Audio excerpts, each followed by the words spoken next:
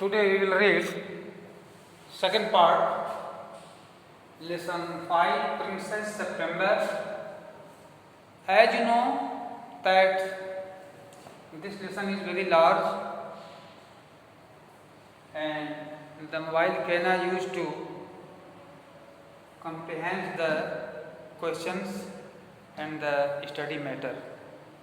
So we divide the several pieces part to teaching aids.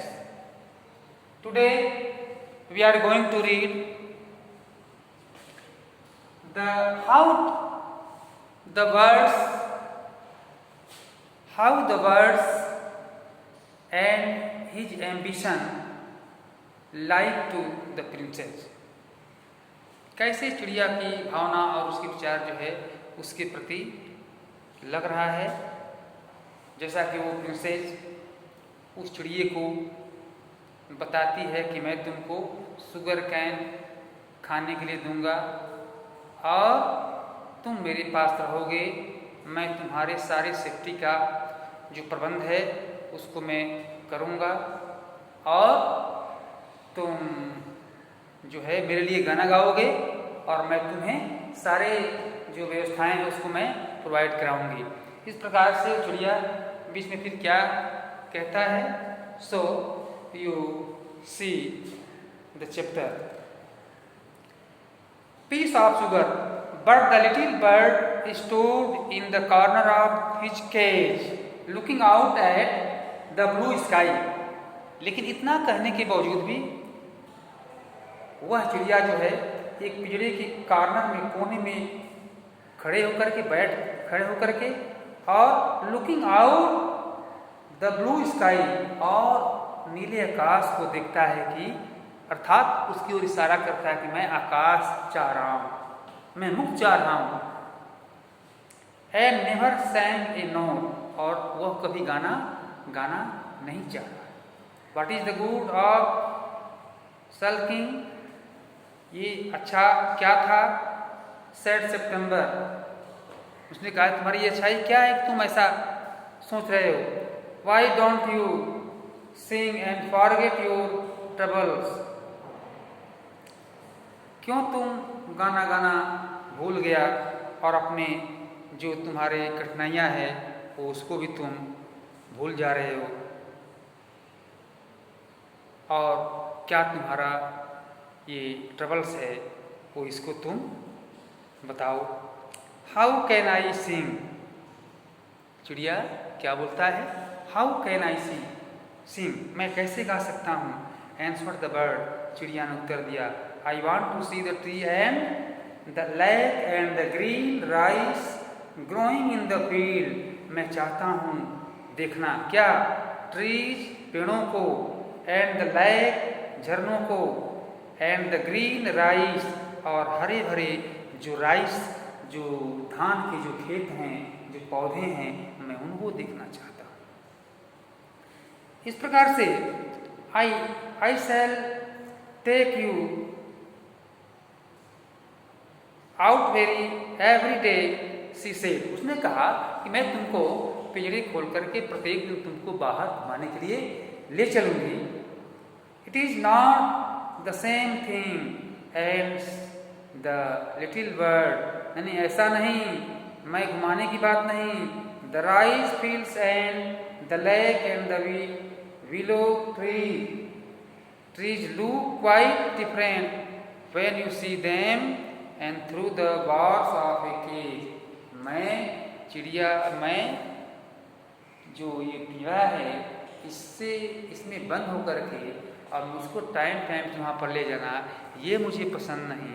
मैं पूरा मुक्त चाहता हूँ, जैसा कि तुम्हारे साथ मेरा पार्टनरशिप था, मतलब उसमें जो कन्वेक्शन था, जो तुम्हारे साथ जो सलाह थी, जो एक निर्णय था, उसके अनुसार वो चिड़िया मांग करता है।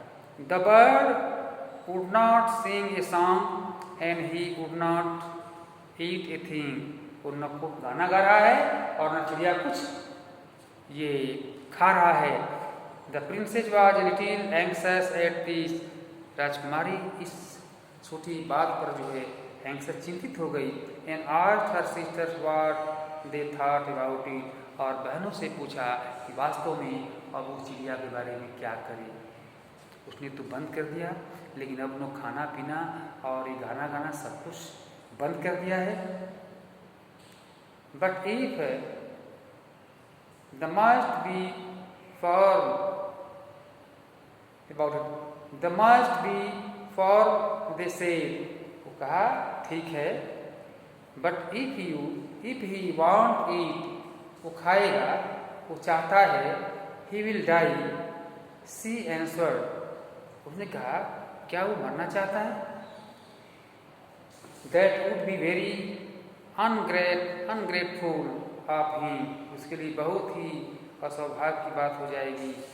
दे से, उन्होंने कहा he must know that you are only thinking of his own good. वह हम लोग का ये जो है वास्तव में एक चीज़ है कि उसके अच्छाई के लिए हम लोगों ने जो सोचा। He if he is obstinate and dies, it will serve him right and you will be well rid of him। तो लगता है कि यदि वो चिड़िया मर ही जाता है तो तुम क्या हो जाओगी? तुम निश्चित रूप से उस चिड़िया से छुटकारा प्राप्त कर लोगी। ये उनकी बहनों का ईर्ष्यालु स्वभाव का ये उत्तर है। वो समझ गई कि किस मूड से बोल रही हैं। कहते हैं कि ठीक है, उसको मरने दो, मत खाने दो, उसको मत पीने दो, वो मर जाए तो भी तो अब क्या होगा कि तुम इससे छुटकारा प्राप्त कर लोगी, तुमको इस प्रकार की चिंतन नहीं करना पड़ेगा। But they were September did not see how that was going to be her very much good. वो कौन सी अच्छाई की बात इन बहनों ने किया, इस पर वो सोचने की लिए बात नहीं होती है। But they were 8 to 1 and all older than she said nothing। इस प्रकार से कुछ न कहते हुए perhaps he will have go used to his cage by tomorrow and she said। इसलिए वह कल जो है वो उसके पिंजरे के पास गई और बोलती है। And next day when she awoke, she cried out good morning in a cheerful voice।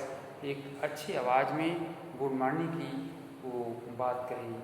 And she got no answer, और जब उसने कोई उत्तर नहीं पाई तो she jumped out of bed।